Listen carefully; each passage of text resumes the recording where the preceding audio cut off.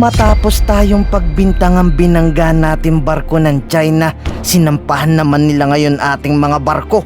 Naging madugo ang enkwentro nila. Ayon sa Philippine Navy, naputulan pa ang isa ng daliri sa kamay matapos silang pagkakalad ka rin. Inagawang pa sila ng baril ng China, sabay tinakot pa ang Philippine Navy. Sa kwentong inilabas ng source ng 24 oras, sumampa di umano ang China sa ating barko. Isa-isa nitong bangka pinagbubutas, sabay sabing hostage sa 7 nating sundalo. Sabay maso sa makina, minartilyo ang mga salamin. Babala pa lang daw yan ng Chinese Coast Guard. Yung naputulan ng kamay, a member of the Naval Special Operations. And because of the speed,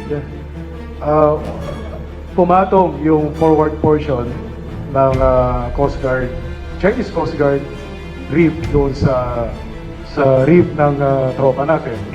And unfortunately, nakahawak yung tropa doon. So, nadaanan yung kamay niya, yung daliri niya. So, because of the weight and dahil sa bilis nung reef ng Chinese Coast Guard, tinamaan yung daliri niya. Buti nga, hindi buong kamay eh.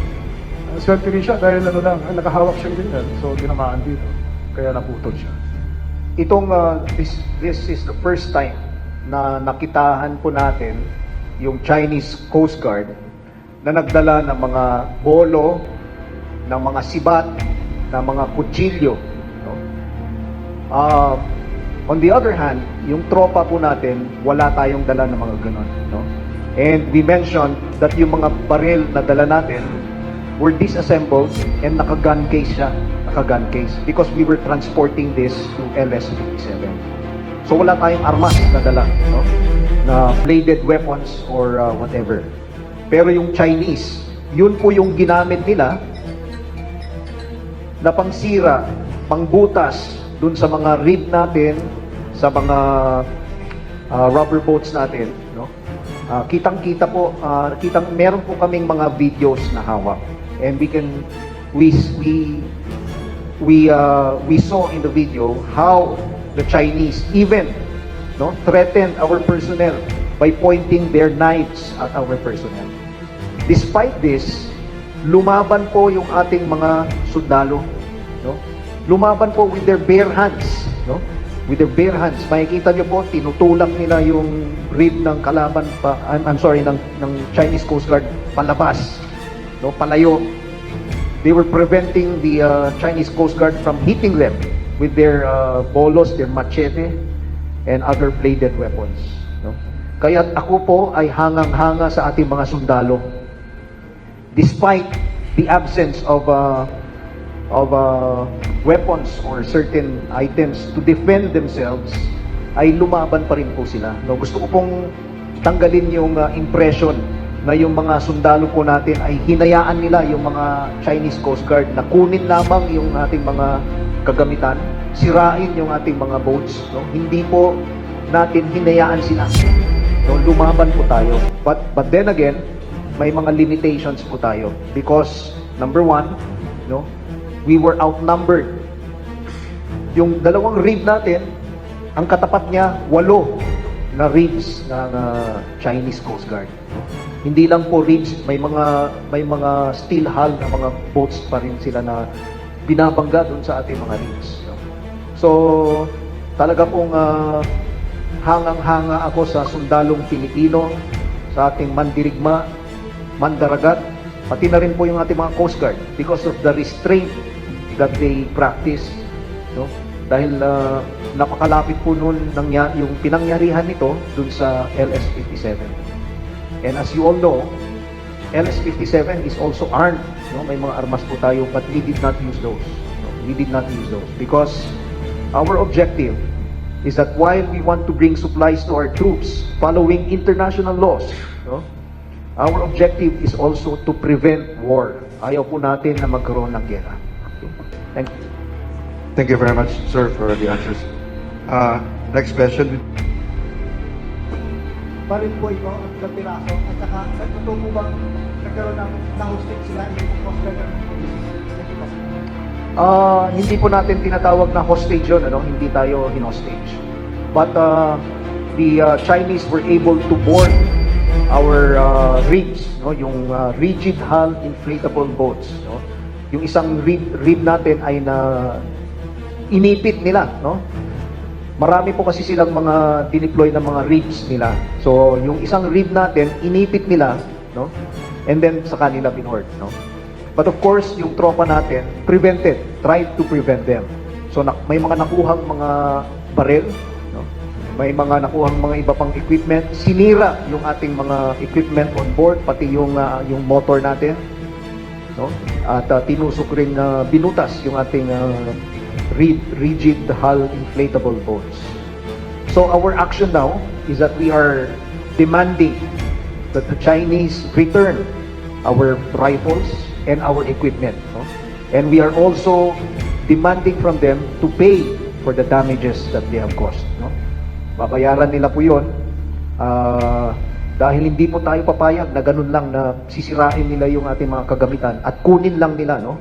For me, this is piracy already, no? Piracy. Because they boarded our boats illegally. They got our equipment, no? Again, no?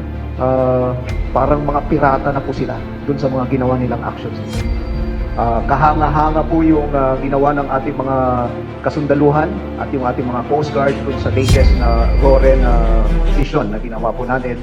Despite the very aggressive actions of the Chinese Coast Guard and the Chinese militia, we were able to restrain them from pursuing further the disruption of our operations. Despite the fact na nagkaroon po tayo ng injury yung ating isang personnel, ay tuloy-tuloy pa rin po yung ating gagawing operations, no? Tuloy-tuloy pa rin yung pag-supply natin pagbigay natin ng mga supplies sa mga tropa natin sa iba't ibang mga features that we are occupying, including Ayungin Shoal, PRP Sierra Madre.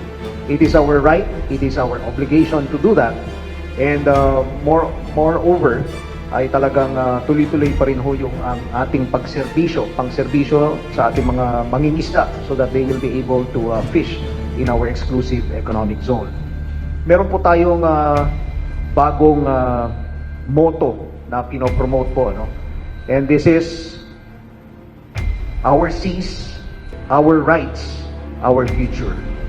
Ipaglalaban po natin ang ating karapatan, ipaglalaban po natin ipaglalaban natin ang ating karagatan, ipaglalaban natin ang ating karapatan, at ipaglalaban po natin ang ating kinabukasan. So, yun po yung ating gagawin. Papatuloy po namin yung aming mission dito sa ating karagatan, specifically dito sa West Philippine Sea. And our Filipino people can be assured that your armed forces of the Philippines will remain steadfast in that desire to protect our territory and our territorial rights. No? Lumaban po tayo, yun po ang importante. No? Hindi po natin sila hinayaan na gawin lamang sa atin yung mga pangharas na ginawa po nila. But we will rise above this all because we still believe in international law and the promotion of a rules-based international order, no? In terms of the moral stature, nandun pa rin po tayo sa taas, no? Hindi po tayo bababa sa level ng mga ginagawa ng ating aggressor, no? Which is the Chinese Coast Guard and the Chinese militia. Maraming salamat po. Thank you very much, everybody. At maraming salamat sa ating media partners for this press meeting. Magandang tanghali sa ating lahat.